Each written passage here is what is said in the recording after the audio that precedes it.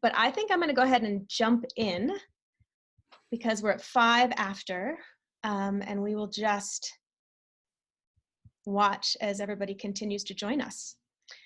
So I just wanted to start. I'm Lori Benson, and thank you all for making time to be here tonight. I know there are other meetings happening that are getting global attention. I'm really excited to be here with Sherri and to really take a deeper dive into her wisdom and her sharings. I was introduced to the Eagle and the Condor prophecy in 2012, and since that time, I've been on my own personal quest, knowledge quest, really looking, digging deeper into books and indigenous wisdom and what it means in my life, in terms of leadership, how we show up as leaders, how to find that balance of masculine and feminine.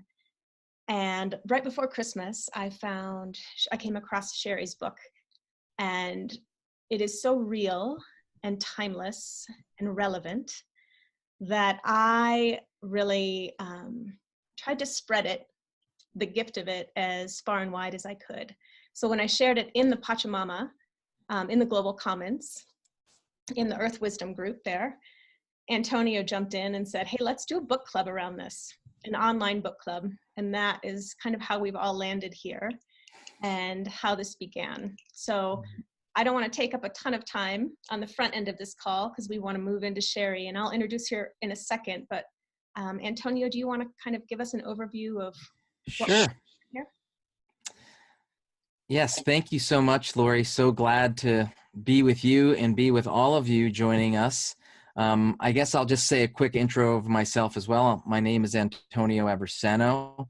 I actually connected originally with the Pachamama Alliance, which is what had me even find Lori's post in the Global Commons, which is a wonderful gathering place for people connected with the Pachamama Alliance. And I discovered the Pachamama Alliance about over 10 years ago when I lived in Western Massachusetts and did the Awakening the Dreamers Symposium, which I'm guessing a lot of people here are familiar with. And I also am someone who's been called on the Red Road, is, I guess you could call it, aligned with teachings and ways that the people who live on this land that I'm an Italian, come from an Italian immigrant family. There are ways that were here in North America long before my ancestors came over, and somewhere along the way, those ways started calling me, specifically with a dream that I had in the 90s when I lived in Las Vegas, Nevada, in the desert, that strangely enough, because I had a crush on the cute girl at the health food store, led me to my first sacred Inipi ceremony, sweat lodge ceremony, by a Paiute tribe, which their land was outside of the city of Las Vegas. And the road began there for me. So I just feel so grateful to be here with you all tonight and with Sherri to receive her blessings and share some about her wisdom through sacred instructions. And with that, I'm just going to give you an overview of our journey tonight. So we're expected to go about 90 minutes this evening, and we're going with the flow. If we end a little bit early, we will just go with whatever happens and how things unfold. But we're intending for around 90 minutes from on the hour, which it was 5 p.m. Pacific Standard Time that we started the call. In a minute, Lori is going to introduce Sherri, and we're basically get to hear from Sherri Mitchell for a while, hear her share some of her story and about Sacred Instructions book.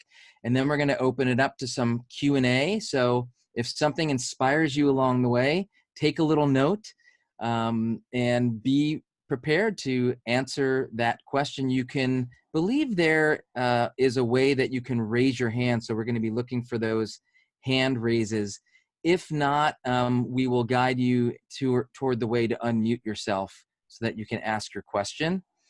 And then from there, towards the end of the call, Lori and I might share a little bit more about ourselves and this wonderful opportunity that's upcoming, which is that we get to go through chapter by chapter, or maybe one or two chapters at a time, this beautiful teaching of sacred instructions, and do that over the course of potentially 3 months. So at the very end, we'll speak more about that and invite you and give you the information that you need to become part of that ongoing community, including the necessary links to stay connected with each other through the Global Commons website. And I think, did I miss anything, Lori? I think that was pretty good. I think that was pretty good. So, Thank you. so thank you. Just really grateful to be with you all here. Wonderful. Thank you. All right. So for those of you who haven't done your own research, I just want to give you a little bit of background on who Sherri Mitchell is, and just what an honor it is to have her joining on this call tonight. So Sherri is an Indigenous rights activist, a spiritual teacher, and transformational change maker. She was born and raised on the Penobscot Indian Reservation, and she speaks and teaches around the world on issues of Indigenous rights, environmental justice, and spiritual change. Sherri's list of accomplishments, the works that she's doing, her accolades are quite significant. So I would really recommend going to sacredinstructions.life to learn more about her. But some of the highlights I'll share with you. She received her Juris Doctorate and a certificate in Indigenous Peoples Law and Policy from the University of Arizona's James E. Rogers College of Law. She's an alumna of the American Indian Ambassador Program and the Udall Native American Congressional Internship Program, the founding director of the Land Peace Foundation, and so much more. When I was looking through her website last week, I found this quote from LaDonna Harris. She said, "This work is a powerful gift to the reader and to the world." And I could not agree more. So with that, we welcome Sherri. Thank you so much. Thank you. Kwe, Aguanu, hello and welcome. Mandeli Wisi, Wanahamugwasit, Najio Banawapskik, Basilda and Dolnabamak, Wasus, Nobanawapskik, Nagakakagus, Noptibayik, Nalita Haziu and Diane. My name is Sherri Mitchell. My name in my language is Wanahamugwasit. And I am from the Penobscot Nation. My family is Bear Clan from the Penobscot Nation and Crow Clan from the Passamaquoddy tribe at Tibaik. And I'm very happy to be able to have this time. It worked out perfectly that this was the start date. It was one of the only nights that I actually was home between now and May. So it's wonderful to be able to share some time with you. And we are going to, I was asked if we could start with a prayer. And so if you all consent to start that way with us, then, you can give us a little thumbs up in the chat line. And if you don't want to participate in the prayer, then you can turn off your sound. Thank you. Would you come in, Kachiniwisk, Akchimundo, Nigwiskiktimik, Ubaid Mosum, Ubaid Nukumas, Nigwiskiktimik, Nibewa Jousen, Squabin, Kachiwiliwan,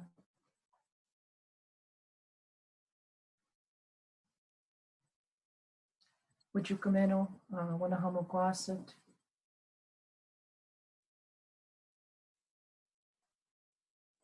Kamachkasomo.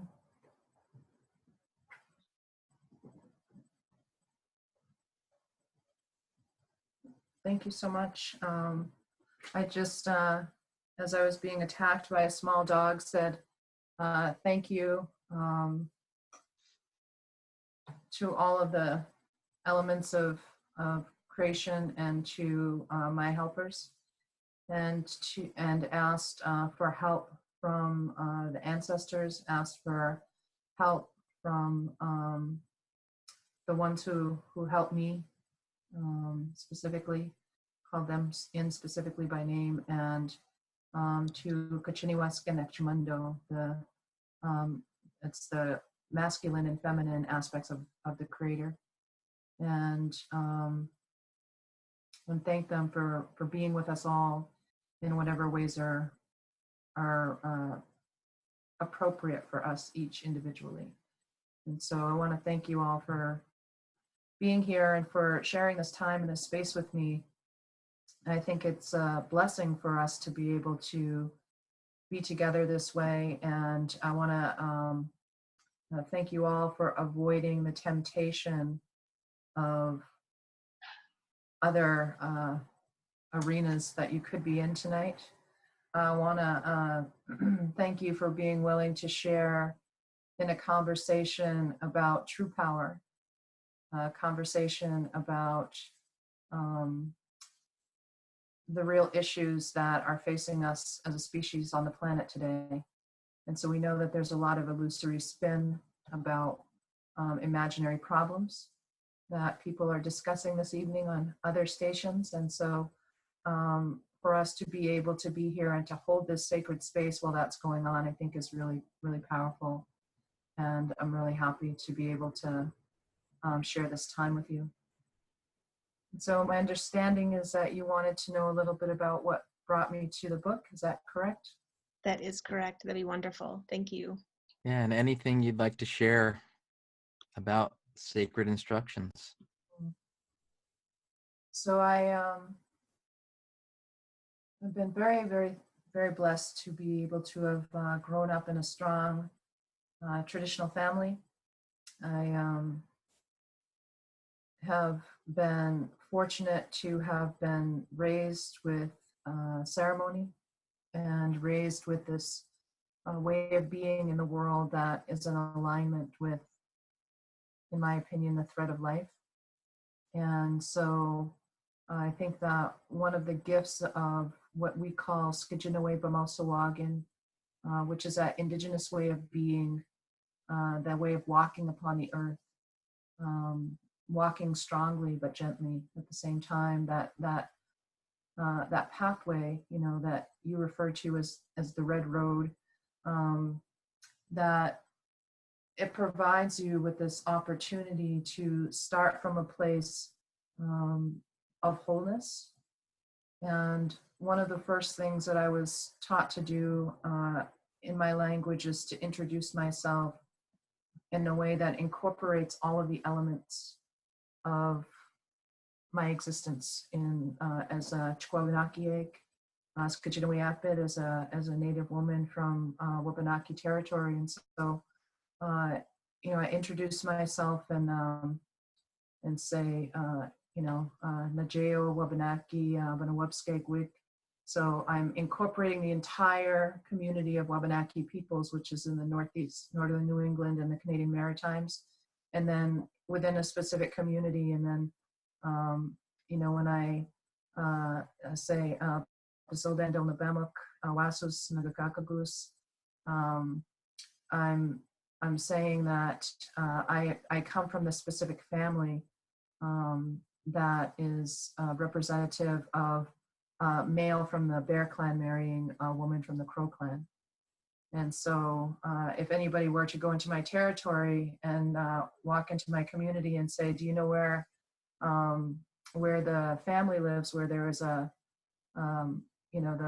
patriarch of the family was a Bear Clan man and the matriarch of the family was a Crow Clan woman, they would say, oh yeah, they'd send you to our Wasus territory up on the hill, up on Oak Hill, which is where all of my family lives, and where our ceremonial space for our family is there as well. So it's, to me, a gift to have been able to have that upbringing, because it taught me to think about myself in relationship to everything that was around me, and also to understand that Banawapskek, Penobscot, in our language it's Banawapskek, that Banawapskek is not just the people. Banawapskek is the land. Banawapskek is the water, the river that surrounds the land that we occupy. And so understanding and being taught that my place within that scheme of creation is not distinct from that land and that water, that we're all connected, and that I'm connected to all the others who have lived there. And I mean, one of my most fond memories is my grandfather and I used to paddle in the river all the time, and I learned how to paddle a canoe before I knew how to ride a bike. And so yeah, we used to paddle in the river all the time. And one time, and I think I have the story in the book, that we were pulling off on one of the islands to have lunch, because our tribe has 200 islands in the Penobscot River. And so, we were about halfway down the river from where we had started, and it was lunchtime. And of course, I was in the front of the canoe, so I had to jump out first and haul it up onto the shore. And when I jumped out and I got into the water, my grandfather said to me, how amazing it was that, you're stepping out of this canoe into the same waters that your ancestors stepped into. And you're putting your feet on the same land that they stepped onto, for thousands and thousands of years. And so our people, Banawapskeg people, have been in this territory for more than 15,000 years. We have recorded history of 15,000 years of occupation here. And our ancestors are the red paint people. And, and he asked me, what do you think they thought about and dreamed of all those years ago? And I thought about it, and he was always asking me these questions, and I always thought there's a trick in here somewhere. I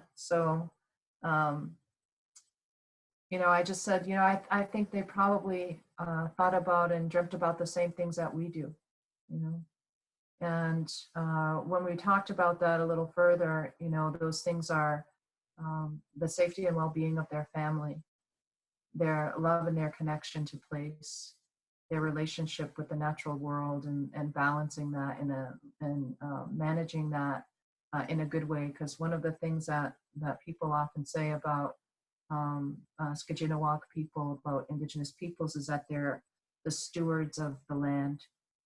And I was taught that that's not true, that's an arrogant perception, that we are the stewards of a way of being in relationship with the land.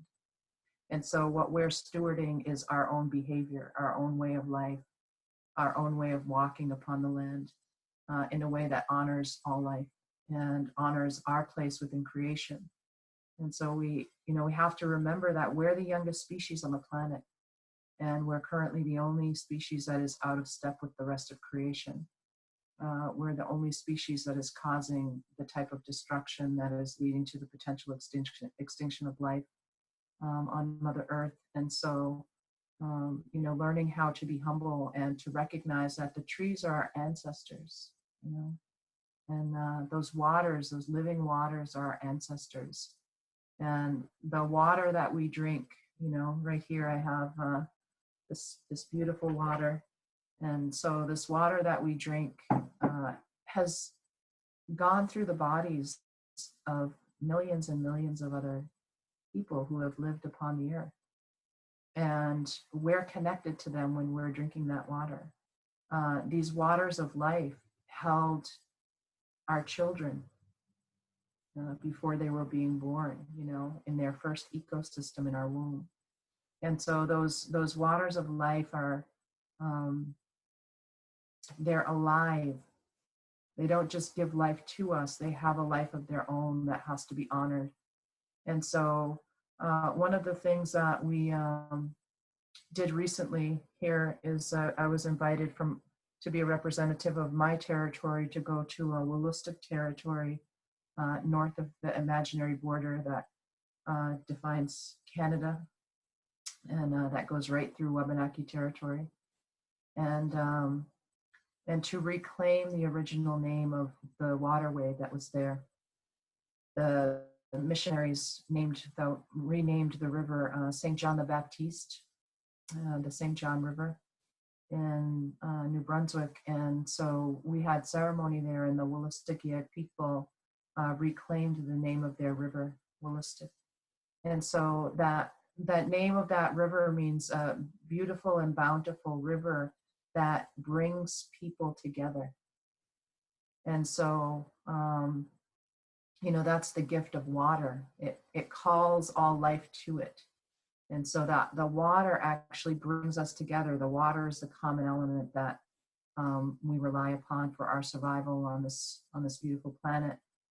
And when we were there doing the ceremony, near the end of the ceremony, after we had all offered prayers and had a chance to talk, we were invited to go and to step into that water and to speak to that water and call the water by her original name. And so the importance of that is that you think about the history of our peoples upon this land, and 15,000 years of recorded, noted, scientifically demonstrated history. Even if that's only a fraction of the time, it's a long time.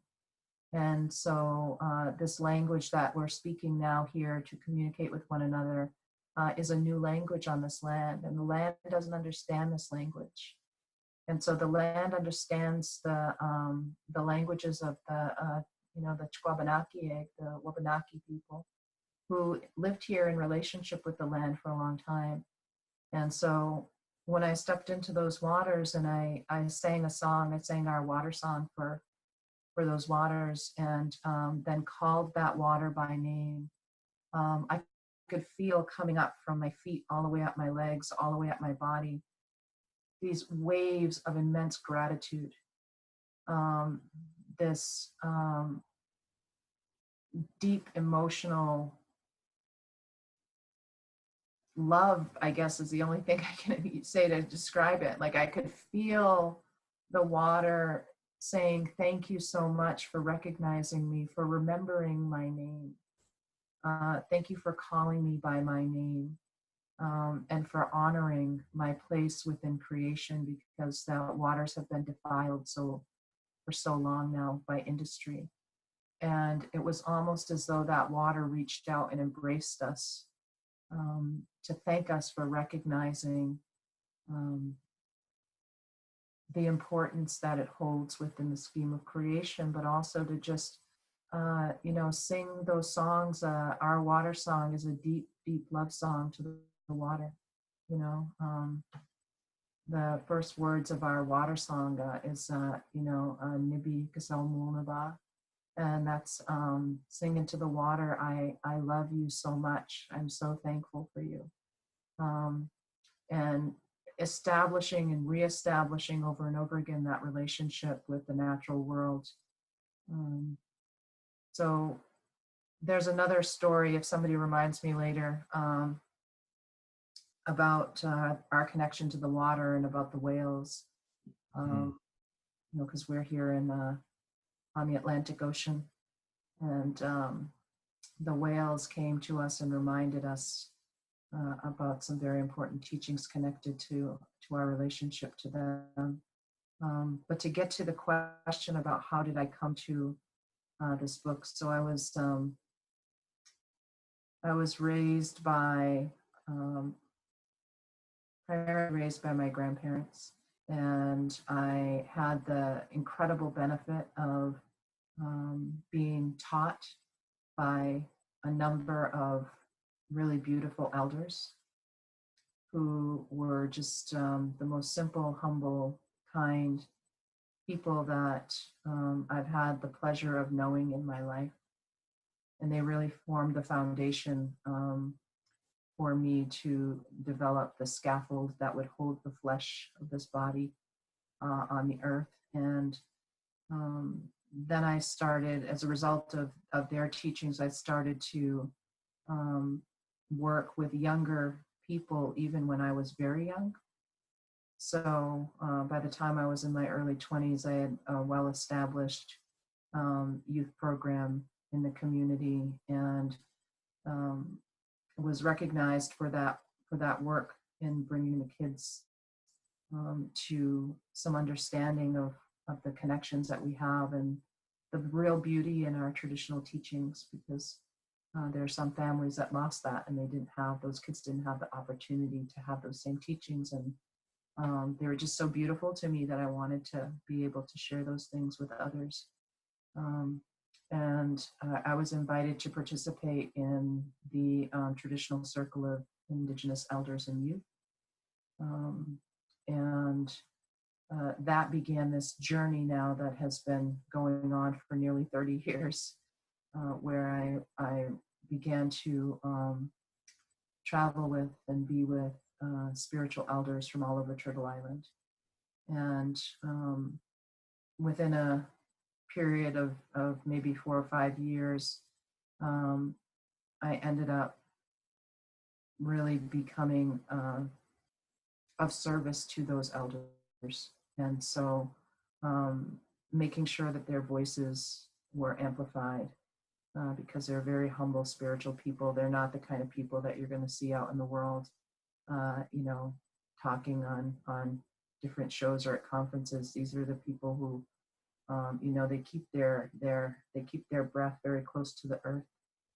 And so making sure that the messages that were coming to them in regard to the choices that we were making as a species on this planet were getting out to those who needed to hear those messages. So we brought their messages to public officials in the local areas where they lived about sacred sites, to governmental agencies, to the executive branch of the United States government, to the UN, and to all of these other bodies, and also provided opportunities for them to come together so that they could share the messages that they were getting with one another, to start talking about how the prophecies from their territories were all beginning to line up. And so part of that work, Laura, you had mentioned the eagle and the condor.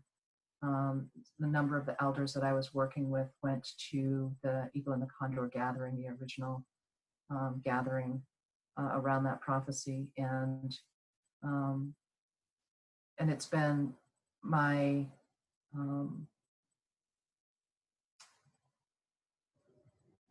I think probably one of the most important things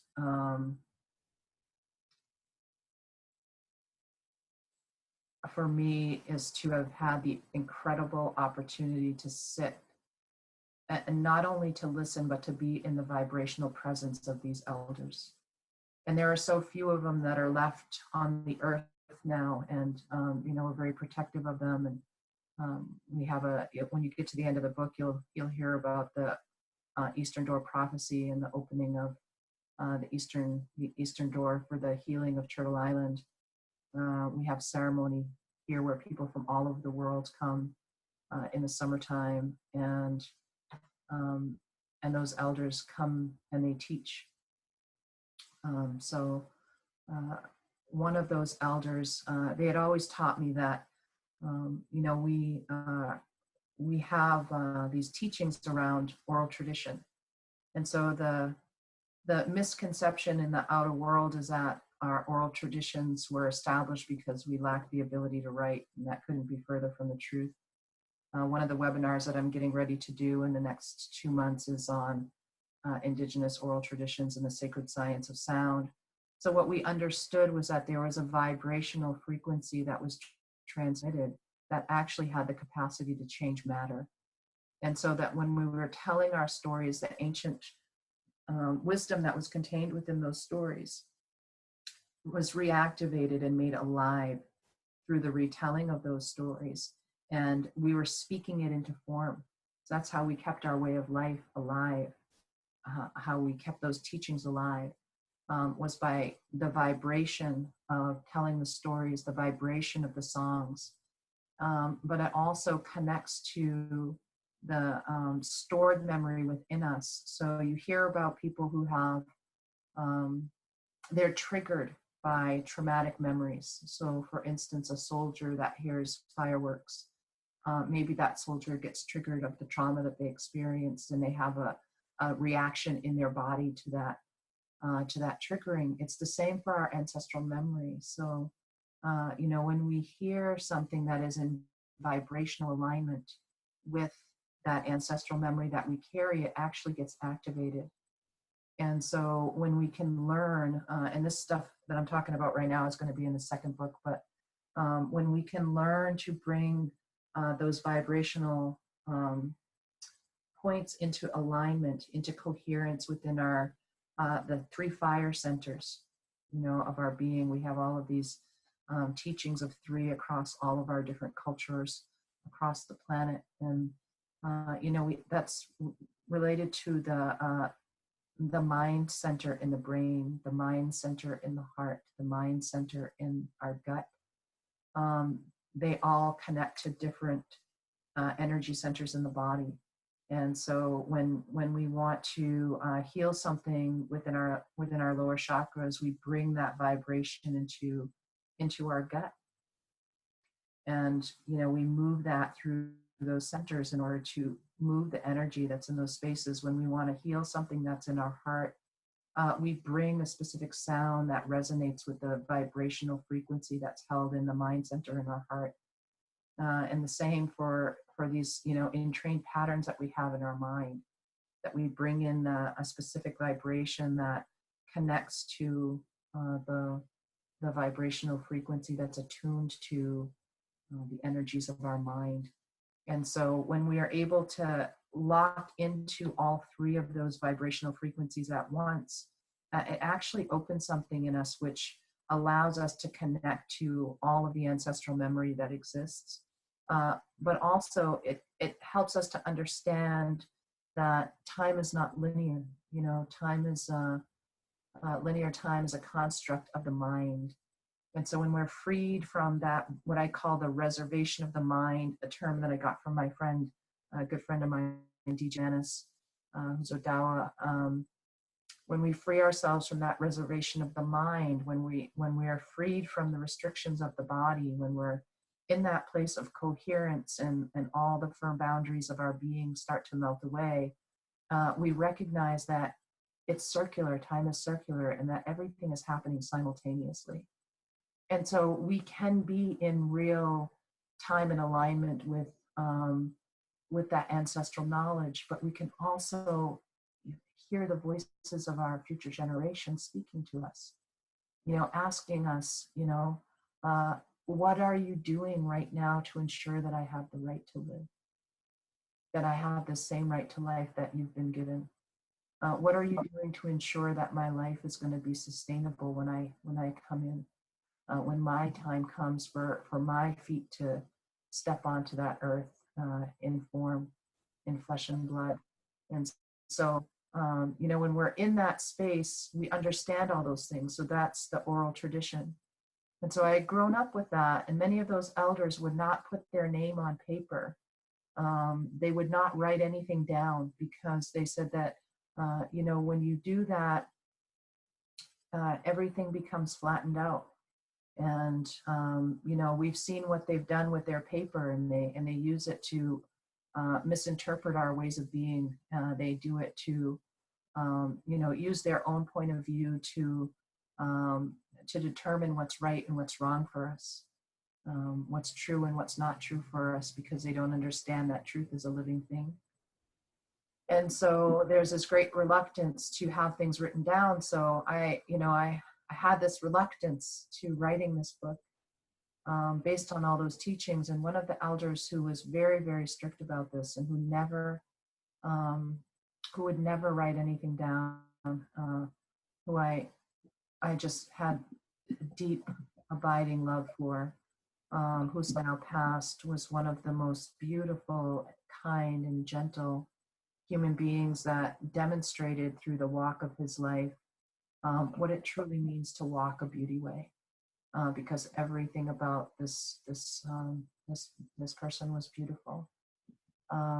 Asked me to come to his territory because he's one of the elders that I had been working with through this elder circle, and he asked me to come to his territory and to do ceremony with him. So I went to his home, and And it was just the two of us there and doing ceremony together. And we did ceremony together for the whole day.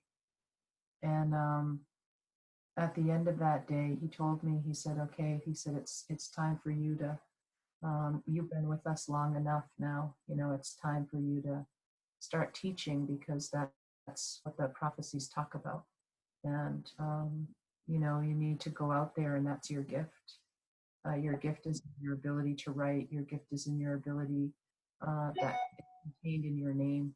And when Hamugwasit, it's about being able to bring things up from under the surface into the light, and to be able to speak them in a way that people understand. And so he's the one that told me that I had to write this book. And I kind of argued with him for a minute, which you don't ever want to argue with a spiritual elder. And he said, well, if you don't do it, then you're gonna get sick, because it's in you to do, and the energy of that is in you. And so you have to funnel that energy outside of your body, or it's going to make your body sick, because it's going to disturb the balance of the energies in your body. And so I said, okay, well, I'll see what comes forward to be shared. And I did that for probably 4 or 5 years. And I think that my biggest regret is that I didn't do it immediately, because he never got to hold this book in his hand once he passed away. And but I know he's seen it, and his voice is all through it. And I ended up getting sick. And so one of the other people that I work with the elders, who's been my brother for over 20 years now, and we've just dedicated our lives in service to them, is when I was really sick, I was in the hospital for about 6 weeks. At that time, he reminded me, he said, well, Bennett did tell you that if you didn't do what he told you to do, you're going to get sick. So maybe you ought to do what he's telling you to do. And so that's how it first came about. And so I started writing just small snippets of it, and sharing it in different places where I was invited to speak. So I'd incorporate it. Someone would come in and say, can you come and speak about Indigenous water rights? And I'd put those teachings into the talk. And it just kept going on like that. And then one day I was invited to speak and do 3 different talks at this one place throughout the day. And one of the people who was in the audience was the founder of the company who published my book. And it was the same talk 3 times. It just only had capacity for like 200 people per talk. And so they stayed for all 3 sessions, and then waited until after and asked me if I would consider writing a book. And I didn't think much of it, because I have a lot of local authors who have approached me and asked me that question before, but there was something about it that stuck out for me. And by the time I got home from that place, which was a 2-hour drive from my house, I had a big long email from the founder of that publishing company, giving me their credentials and asking me if I would write this book for them. And so the book that wanted to be written was not written. And I wrote this book, and then I looked at it, and I had sent them the manuscript, and they're really good people. And I called them, and 2 days later I called them and I said, please don't publish that book.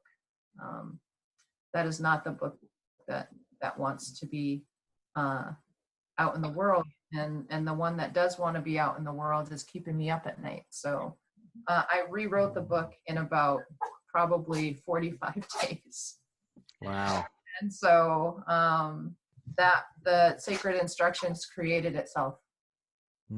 And so, I was just a cooperative part of the process. And it really is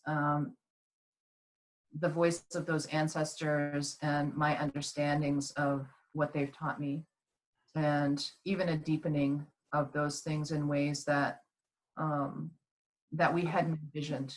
As before we started, I talked about how some of the elders, that clan mothers that have copies of the book that had read certain sections of it have come up to me and said, this is causing me to think about our teachings in a whole new way. It's causing me to look even deeper into some of these teachings than I ever had. And that's how it's been for me too. That the first time I actually read the book from cover to cover, since it was written, was just a short time ago when I read it to do the audio recording for Audible. And there were times, many times, when I was reading the book when I had to stop because I was just crying, because I was saying to myself, that's so beautiful. It's so beautiful. And I felt so incredibly grateful to be able to be a part of this being brought into the world. And it's an introduction. You know, it's not a definitive work by any stretch of the imagination. It's what one of the elders said, it's a gentle introduction to into that way of life that we talk about. So that's how I ended up writing the book. Long story.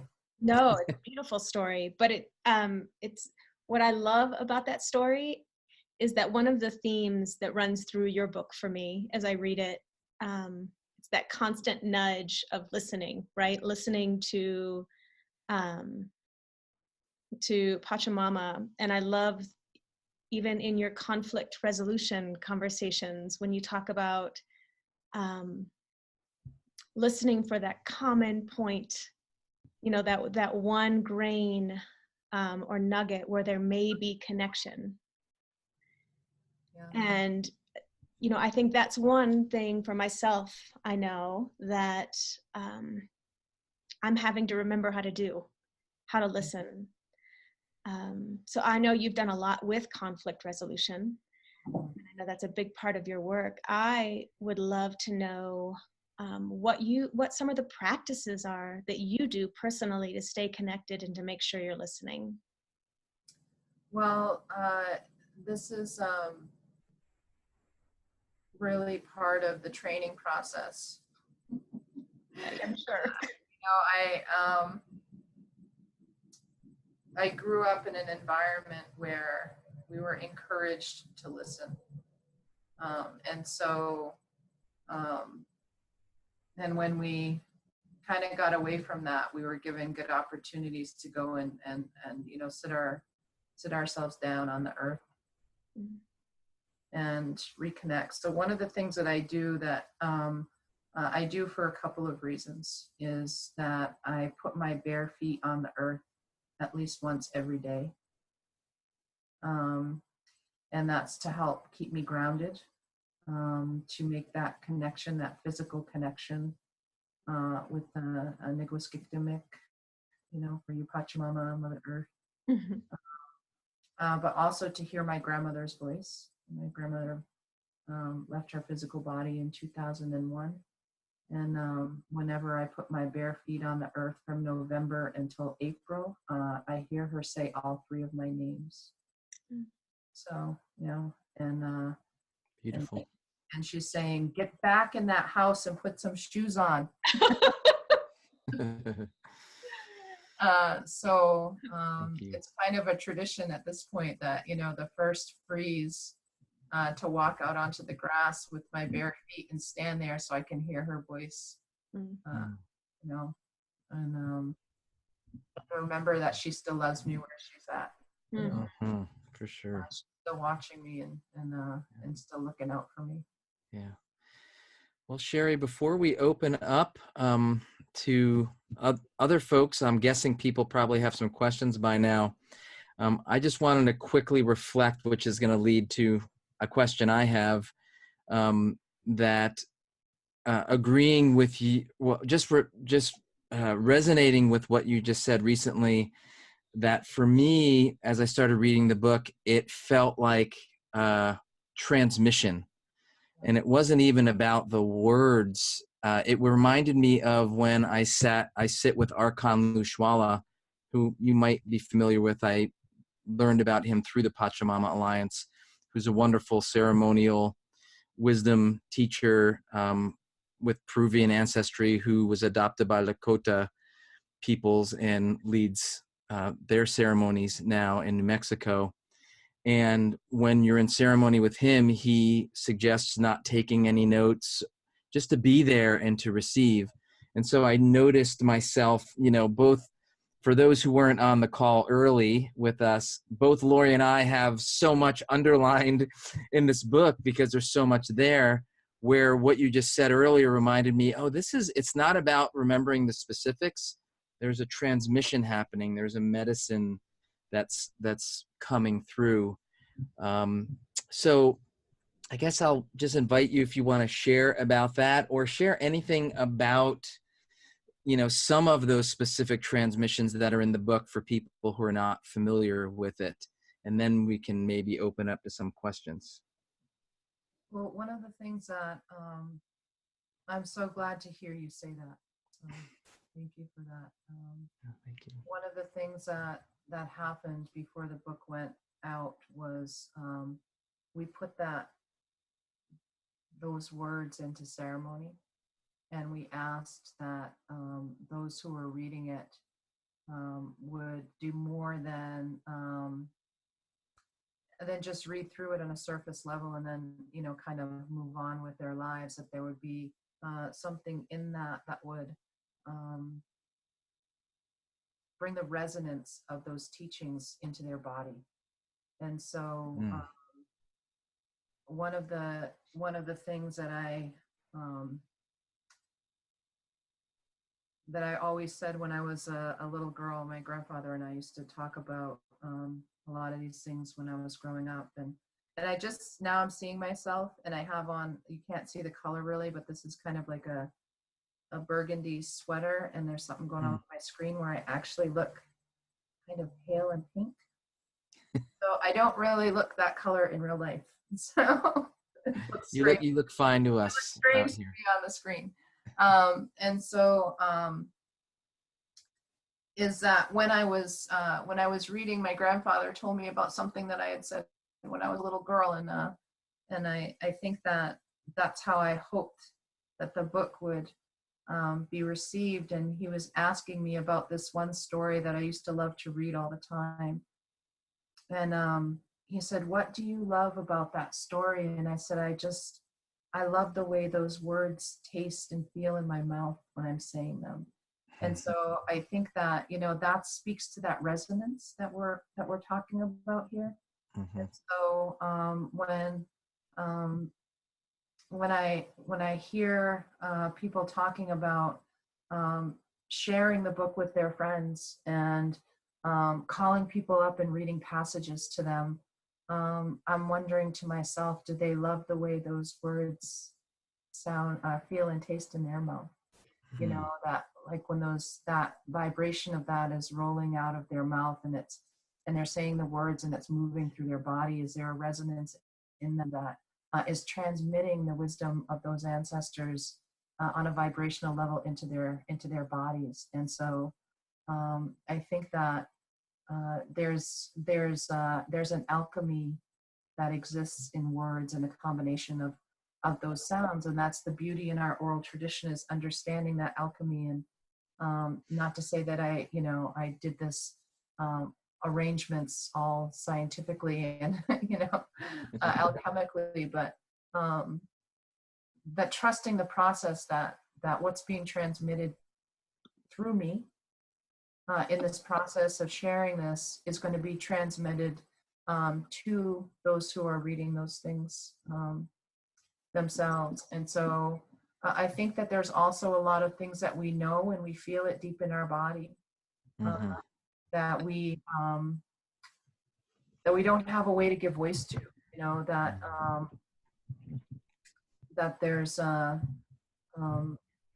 those web of life teachings, and this is a little preview of what's coming in the next book, and just understanding that what's really being talked about in those Web of Life teachings is not that, simply we're all connected, and if you take more, I have less, kind of thing. It's a real understanding of quantum entanglement.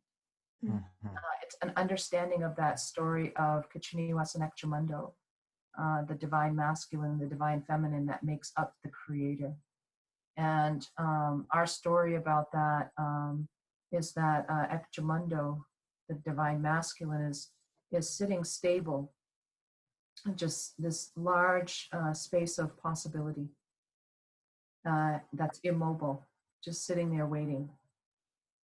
And that Ekchamundo stays that way until Kachiniwas, the divine feminine, speaks into that void, speaks into that space, and creates these ripples of vibration on that sphere, that void of possibility. And the energy and the matter within that, within Ekchamundo, begins to move and to take shape and form. And eventually the motion of that conversation between the two of them sets that form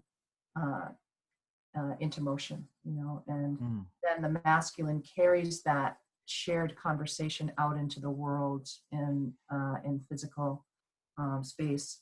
And so, when we're understanding that we all are created out of that one body of matter, and understand, beyond the metaphysical, but into the scientific, that any matter that was once connected physically, which we all were, can never be disconnected spiritually and energetically. And so they talk about this in regard to amputees, where someone has their leg amputated from the knee down, and their foot still itches, or they get pain in it or other sensations, and they call that phantom limb syndrome. And so what we're all suffering from is phantom limb syndrome, because we're feeling anxiety in our bodies. We're feeling depression in our bodies. We're feeling restlessness in our bodies. Or maybe we're feeling joy in our bodies. And that's a result of our connectivity to the rest of the matter that makes up life throughout the entire creation. And so people who have these anxiety disorders that they can't figure out, where are they coming from? What's causing this fear in my body? Because my life seems to be okay. I didn't have a traumatic childhood. I don't understand where there's got to be something wrong with me. It's evidence of something right with them.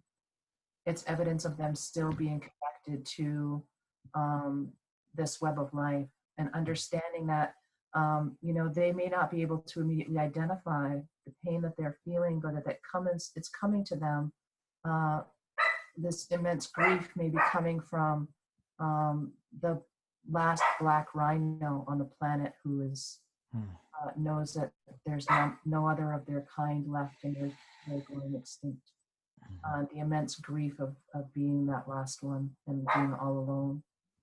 It's the immense grief of that mother whale, the orca, who carried her baby around to show us what our imbalanced way of being in relation to life is causing for them, in regard to the loss of life in the sea. And the mother whose child washed up on the beach from Syria, who was trying to escape violence, and the immense grief and trauma of that. People who are currently experiencing active violence due to warfare in their territories. Species of trees that are going extinct and being catastrophically destroyed. All of those things register in our bodies. And so we feel all of those things because of our connection through quantum entanglement, what we call the web of life, long before science figured that out. I love when science figures things out that we've known for thousands of years. Yeah. Finally being discovered, right? Conversation. Yeah, something that your grandmother's grandmother's grandmother taught, all of a sudden the scientists figuring it out now. Well, Sherri, thank you so much. Just what you shared right there for me exemplified what you were speaking about around this. And that's what I got from the book. It's like when I consider a good teaching to be one that awakens something in me that feels like it was already there. It's a wisdom that's already there. And it's like I feel like I'm remembering again. And so thank you for being open for spirits and your ancestors' teachings to come forth in a way that helps all of us remember together. And with that, if you are able, Sherri, to stay around a little longer, would you be open to receiving some questions from folks here? Sure. Yeah. Thank you. So if, Lori, I don't think we have the raise hand here. So if the invitation is, if you have a question, if you've actually, let's see, we'll try to narrow it down. If you actually read some of the book and there's something that's really grabbed you here today that you have a burning question, because we're going to have time just for a couple of questions, and you'd like to ask that of Sherri, we invite you to unmute yourself. And if more than one person unmutes, we'll make an executive decision and choose one of you, and we'll go with the other one after that.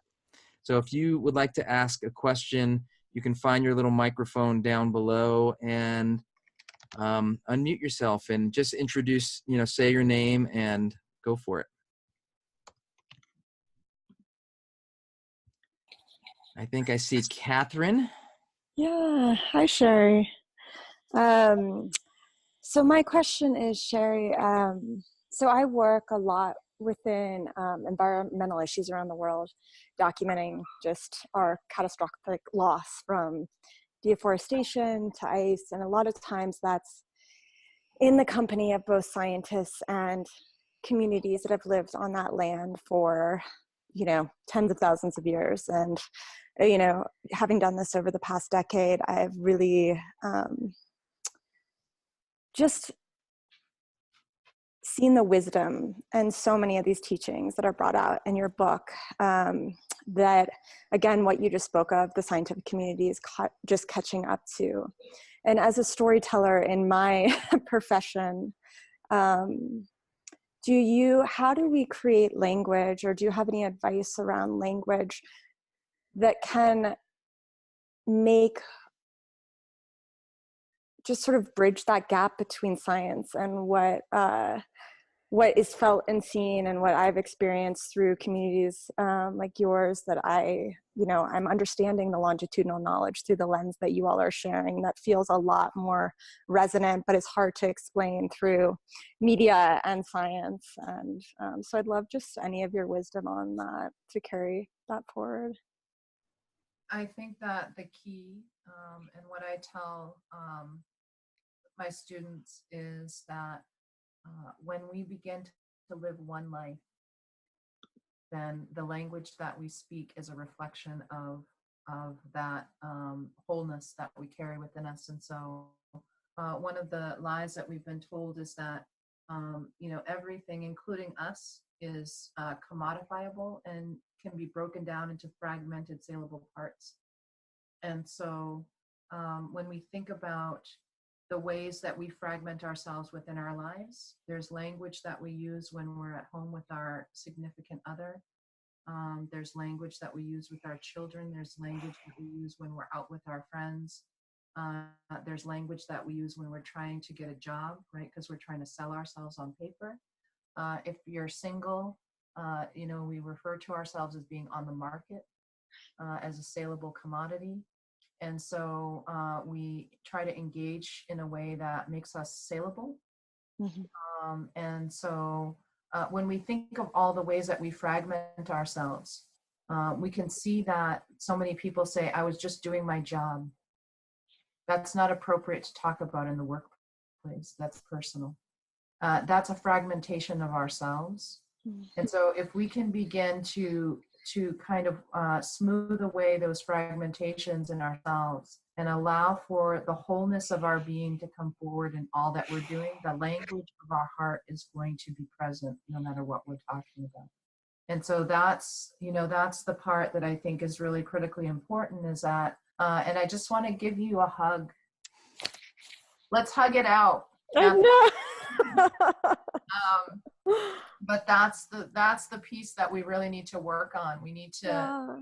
look at all the ways that we fragmented ourselves into saleable parts, and start, also looking at the ways that we've been taught that we have to fix ourselves. So we're taught that we have to heal ourselves. We have to let things go, almost to the point of amputation of aspects of ourselves. I need to get rid of that, rather than as a transcending an integration, which is part of that journey. We need to love all of those aspects of ourselves into one being. And so, when we can do that work, when we can sit with all of the parts of ourselves that are broken, all the parts of ourselves that are bleeding, all the parts of ourselves that we think are ugly and that we need to hide, and just let them be there and be in presence with them. Show them that there is a safe place for them to be with us. We start making ourselves whole again. And so, all of our language, when we look at language of conquest, the language of conquest perpetuates conquest. So if you look at a place that was settled through conquest and the dominant language comes over, there's violence in that place. Look at the United States and the history here.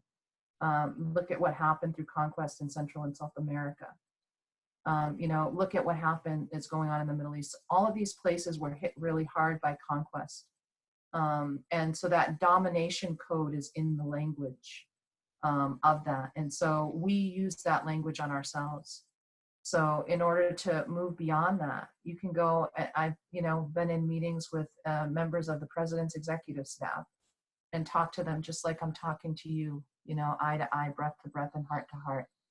And so when we can do that and bring our authenticity into those discussions, we're going to stop making decisions that are going to be harmful to the earth and to other living beings. We're going to stop using our jobs as an excuse for behaving badly, because we're going to be bringing all of ourselves to everything that we do. And I think that's the key to addressing the language issues. Wow. Thank you so much. Yeah.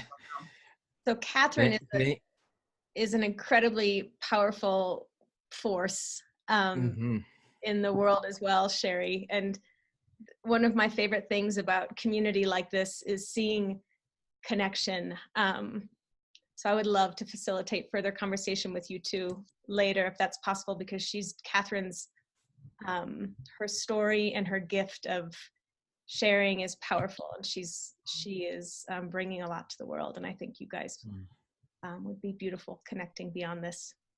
Yes. Thank you, Catherine, so much. And Donna, I saw that you had your hand up as well. So if you would like to ask your question, please do so. Just unmute yourself. And I see you. Just go ahead and speak. I'm Donna. Thank you so much for this whole experience, but it's taking my question now too. I do work as an activist in my community, and we are really struggling, I guess, right now with issues around race and culture. And one of the things that I'd like to know about this work that we're all undertaking with your book is, how do we do this and share it without, or let me back up and say it a different way. How do we do this and share these teachings and honor them, and not being, it's not my culture. Right. So you're concerned about cultural appropriation. Right. So I think that, the issues with cultural appropriation are complex for people to navigate. And I think that even for people of color, people from distinct cultural groups who are speaking about cultural appropriation don't really understand what cultural appropriation is at times. And so there's not going to be one thing that I can tell you that's going to satisfy everybody that you meet. But cultural appropriation is taking something from another culture and claiming it as your own. It's taking something from another culture and using it to benefit yourself in some way that doesn't provide opportunity for the centralization of the voice of the one who holds that cultural knowledge. And so if you want to share teachings from another culture, I think that first you need to get permission from the people who have offered those teachings to be able to do that. And so you all have my permission to share things that are in the book. I also think that it's really important for you to acknowledge where those teachings came from. Like when we started out today, I talked about the elders that taught me, you know, and I didn't mention their names because, you know, they asked me not to, but it's still important for me to acknowledge that I didn't come up with this stuff out of thin air, that there is a lineage that I have been a part of transmission of that knowledge, that I need to acknowledge. None of us rise up and become who we are on our own.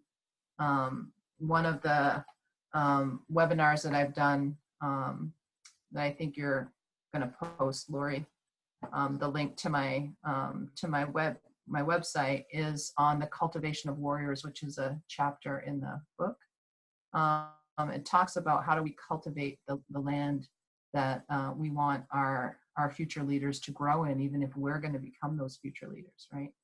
And so I just did a webinar on this and the importance of being able to acknowledge that none of us come up alone, that none of us are coming up with this stuff on our own is critically important. And you can think about that in regard to cultural appropriation, that I didn't come by this information on my own.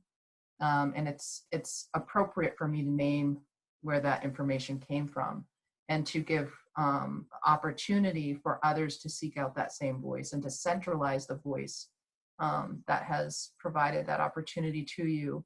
And even to acknowledge the indigenous peoples of the land where you are located. Acknowledge the peoples who have lived there, acknowledge the experiences that have taken place there, acknowledge the history of the peoples whose teachings you want to share, and do it as a way to illustrate and to highlight the beauty and the benefit of the incredible diversity that we have, you know, in the world. Because it's important for us to recognize that our cultural diversity within our societies is just as important to the health of our societies as biodiversity is to the health of the earth. And so that means that we have to be able to share those stories, but we have to be willing to do that in a way that doesn't, that we don't appropriate in a colonial conquest driven way. Like, this is something I'm taking for myself and I'm claiming it, and I'm gonna use your identity and your knowledge to make my living, you know, because that happens all the time. There's one very popular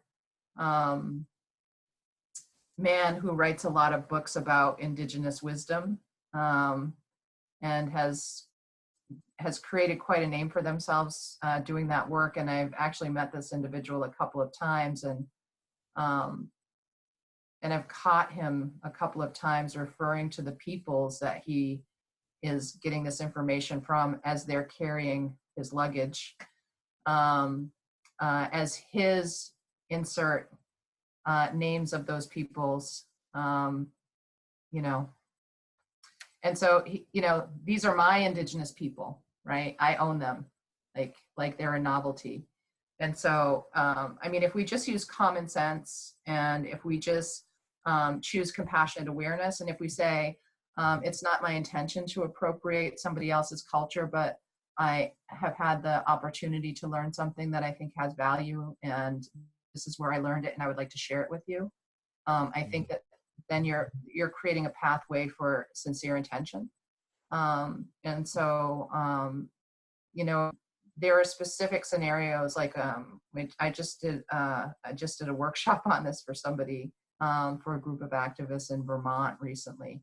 where that was the question they wanted to know, and they had 2 hours worth of questions on specific scenarios that they wanted to know how to handle. So, there's no blanket answer, but just don't claim the identity of another human being and or the history or the stories or the wisdom or the knowledge of another, and claim it as your own and use it to benefit yourself in some way.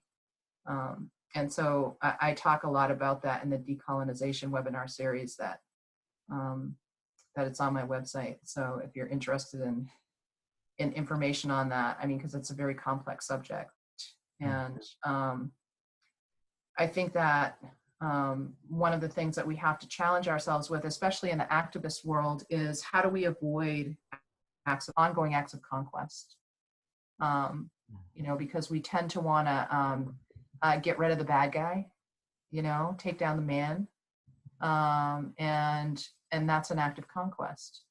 So how do we transcend, integrate, and then develop something that's completely new using our creative rather than our destructive powers?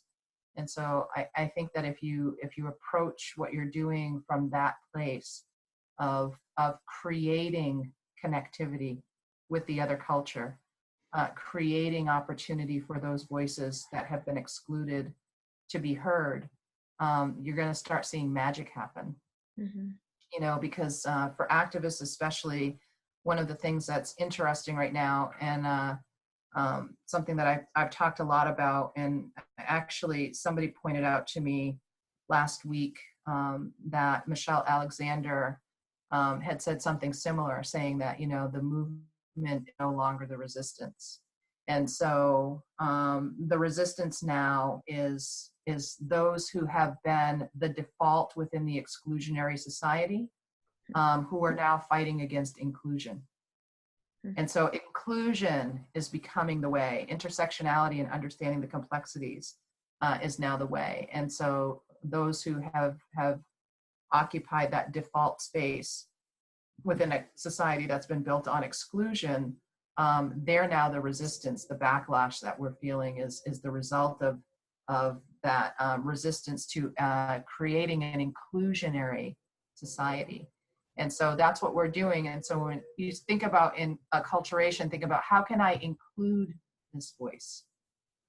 How can I legitimately include this in a way that honors what it is on its own without me having to lay claim to its identity, to preserve the beauty of the diversity that diversity of knowledge that we all share, rather than the homogenization of that knowledge into one pot.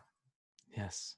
Thank you so much, Donna. Thank you so much for that question. And I'm so glad she asked that, because I had a similar question after reading, I haven't read all the book, but going through the book, because I recognize that so many of us that are showing up here are people who are called in a way, especially being connected with the Pachamama Alliance, and we're being called to, again, make the world a better place, to give birth to this more beautiful world, to serve in some way. And, and thank you, Sherri, so much for having this amazing resource and tool, because for me, this is a place I know I can go and share with other people who are called in that way, to receive some instructions of how I might be a better human and live in a good way and serve in a good way. Yeah, and I think that, one of the things that we really have to consider as we're building the new together, because this is my new bumper sticker phrase I've been saying all the time lately, is that we've never done this before. Right. We have never been able to have these conversations before.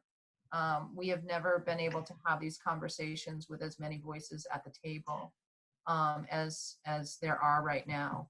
And for marginalized and severely oppressed, those populations outside of the default, that we have been identified, we have been described, we have been defined by the default culture. And so now we're coming forward with our own voices, and we're defining ourselves.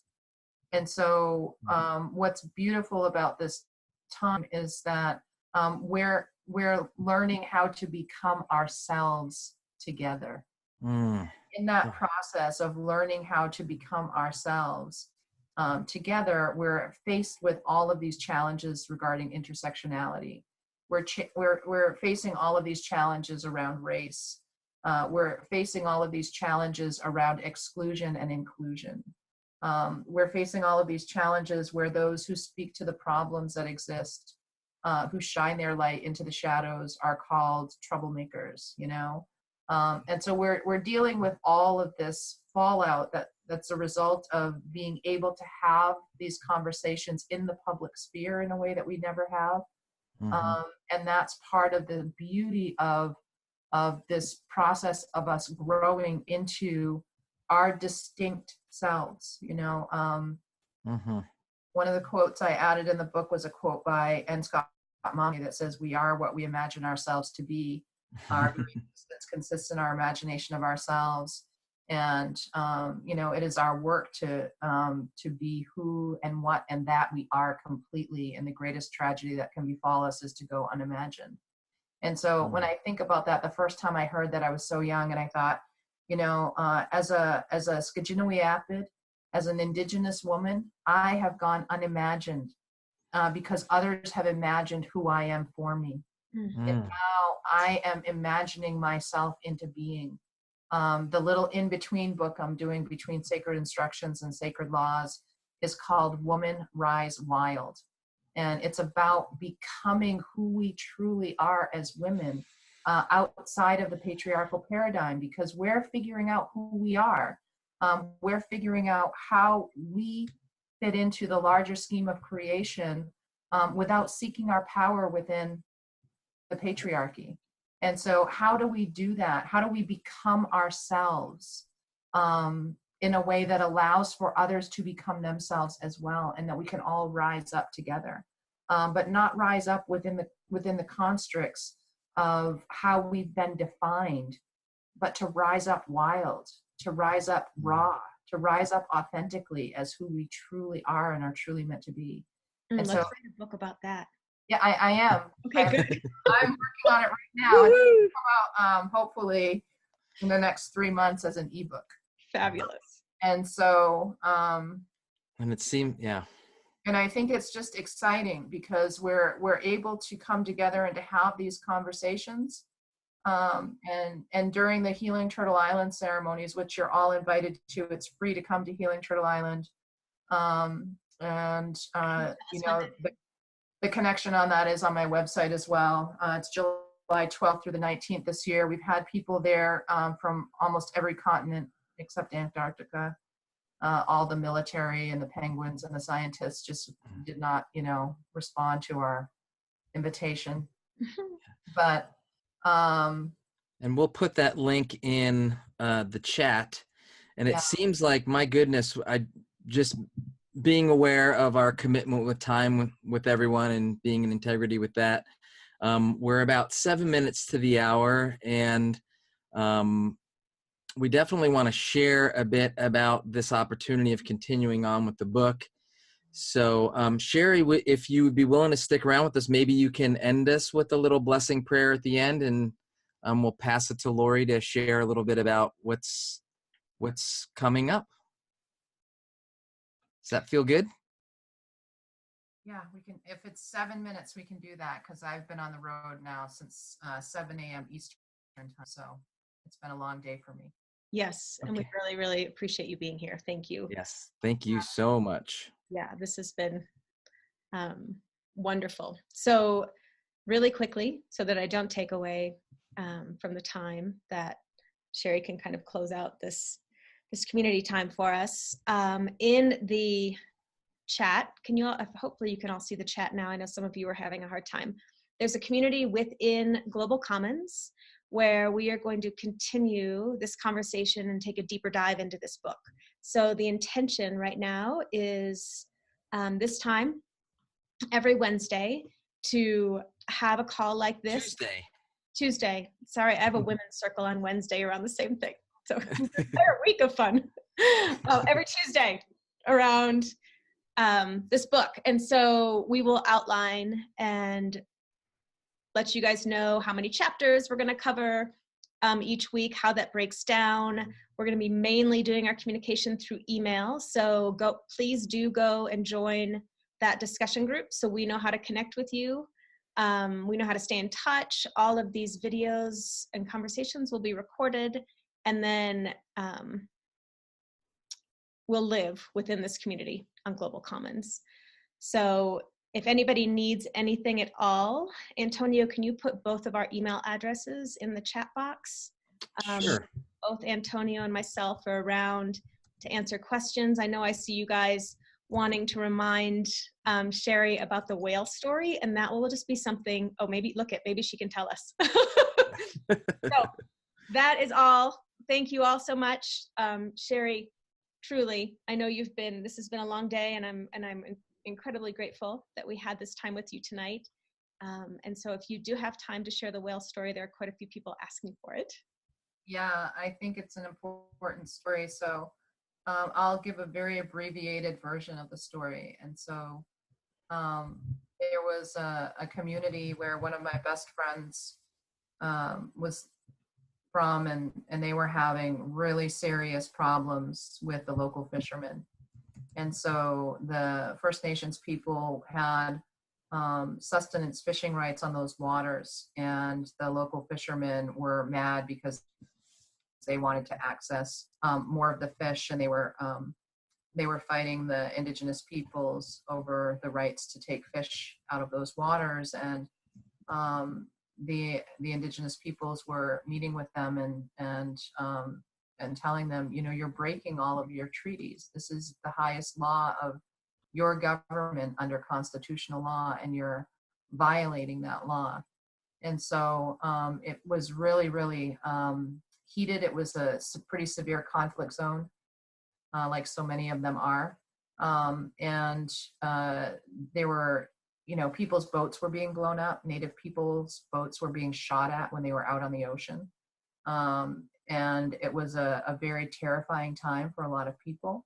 And so the women got together and they went to the water and they prayed, and they all made offerings to the ocean, and they asked, what it was they needed to do in order to be able to help solve the problems that were rising up there, because people were getting hurt. And so that night, after they did that ceremony together, they all went home, and several of them had some pretty powerful dreams about what they needed to bring to the water for ceremony to heal the water and their relationship with the water. And two of the women had a dream about the whales. And one of those women said that the whale rose up before her and put its fin out, and on its fin were 3 pieces of wampum. And so you'll see on this hanging that I have in the back, there's wampum on here. This was a gift to me from one of the chiefs from Heiltsuk Nation up in British Columbia. And that wampum was a trade item for us. And so, and it's used in our ceremonies as a sacred item. And so when that whale put out its fin and had those 3 pieces of wampum, the woman reached into her pocket and pulled out her hand, and she had 3 pieces of wampum as well.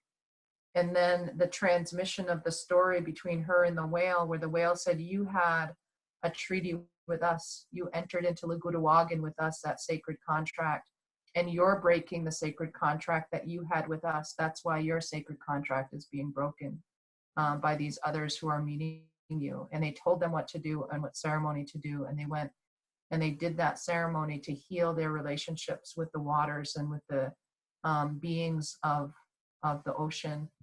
And then almost immediately after that, the conflict stopped and went away.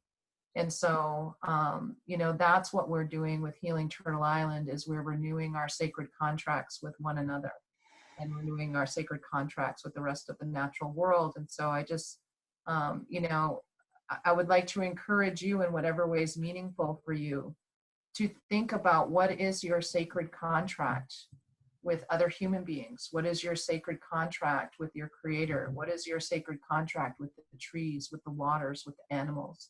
and to take the time to go out and to renew those sacred contracts, and make an offering, put down some water, some tobacco, have fire and offer something to that fire, as a symbol of you taking an action in the corresponding world, real action, corresponding action in the real world to the commitment that you're making to the sacred. And so, I think that's a good story for us to end on, because that's what the sacred instructions are, is a way for us to renew our sacred agreements with the rest of creation. And it's an introduction. And as you're going to go deeper into it, I'm going to go deeper into it, as I go with this. And you're all welcome to join us for those ceremonies at Healing Turtle Island, if you're so called. We had about 1,500 people that came last year from around the world. So it's a beautiful gathering. Everything is free, and people can camp on site. So. And that link is through your sacredinstructions.life website. Can we find it there? Link to Healing Turtle Island on there. We're in the process of updating all of the information, because we have hundreds and hundreds of pictures that we haven't put on the website, because it's not a business, it's a ceremony. Right. And so, it's literally, it starts on Friday morning at sunrise, ends on Monday morning after the sunrise prayers. We then go through ceremony to close the circle. And then from the time we get up at sunrise on Friday morning until the circle closes, it's ceremony the whole time. And so, we have a number of different spiritual leaders that come and provide ceremony there for us to heal our sacred relationships with life. So thank you. And I just want to say, just really quickly, Kachiwaliwan, Kamachkazalmo, Kachiniwask, Ekjamando, Niguskikdimik, Needups and Needabesks, Bayad Molson, Bayad Nikomas.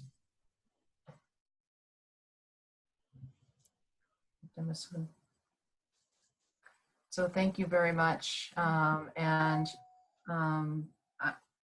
I hope that the conversation continues from my spirit to your spirit as you're reading the book, and know that my heart is in every one of those pages. And when you're reading it and you get to a part that seems like it's hard to read, I want you to remember this moment right now, and I want you to think about my voice just like this, that I'm talking to you gently, and I'm talking to you in a loving way, and I'm trying to convey to you some truths that might be difficult to hear, but that it's being done because I love you and I want us to be one family again. Thank you very much. Thank you so much, Sherri. Thank you.